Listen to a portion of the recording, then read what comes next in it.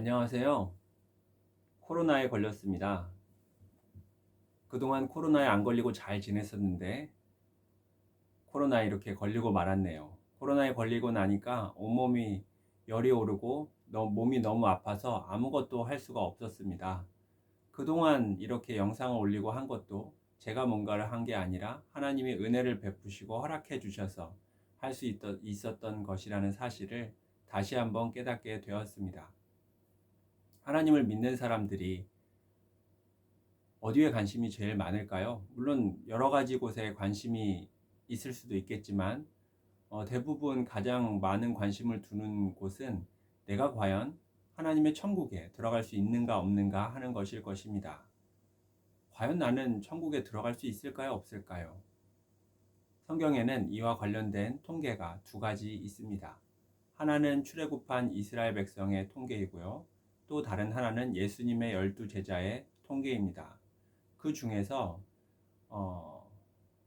출애굽한 이스라엘 백성의 통계를 보면 출애굽한 이스라엘 백성 중에 남자의 수 그리고 그 중에서 싸움에 나갈 만한 사람의 수는 60만 3,550명입니다. 그 중에서 가나안 땅에 들어간 사람의 수는 2명입니다. 물론 하나님의 사람 모세를 가나안 땅에 들어가지 못했다고 해서 이 사람은 지옥에 갈 거야 라고 생각하는 사람은 없겠죠.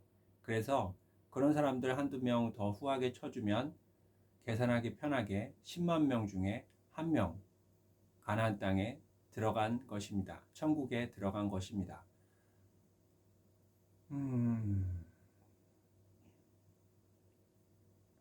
이 수치가 어떻게 느껴지시나요? 저는 예전에 왜 이렇게 비상식적이고 예외적인 수치를 성경에 기록해 놔서 다른 사람들을 헷갈리게 하고 겁을 먹게 하려는 건가 이런 생각을 했었죠. 하지만 말씀을 읽으면 읽을수록 하나님의 기준을 알면 알수록 이 10만 명 중에 한 명이라는 기준이 아주 당연하고 타당하다고 느껴지기 시작했습니다. 왜냐하면 하나님의 나라에 들어가는 것, 사람이 천국에 들어가는 것은 일반적으로 이루어질 수 있는 일이 아니기 때문입니다. 이스라엘 백성들이 어떤 사람이었죠? 출애굽한 그 이스라엘 백성들이요. 보통 사람들이 아니었어요. 우리가 생각하는 것처럼 맨날 말 안 듣고 하나님의 속을 썩이는 노하시게 하는 그런 부분도 물론 있었지만 상식적으로 따져놓고 보면 모든 것을 버리고 자기의 근거지를 버리고 하나님의 말씀을 믿고 하나님을 따라서 나서서 광야 40년 동안 하나님이 가라면 가고 멈추라면 멈추고 하나님이 예전의 신혼생활로 말씀하시기도 하셨던 그런 이스라엘 백성들이었습니다. 그 중에서 10만 명 중에 한 명인 것이죠.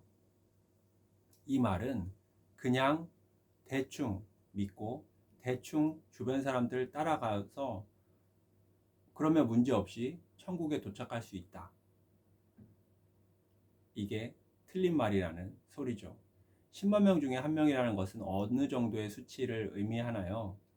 우리가 종교활동을 하면 성당이든 교회든 가서 자주 사람들을 만나고 종교생활을 합니다. 그런데요, 그 중에 모이는 사람이 10만 명을 넘는다는 것은 정말 쉽지 않은 일이에요.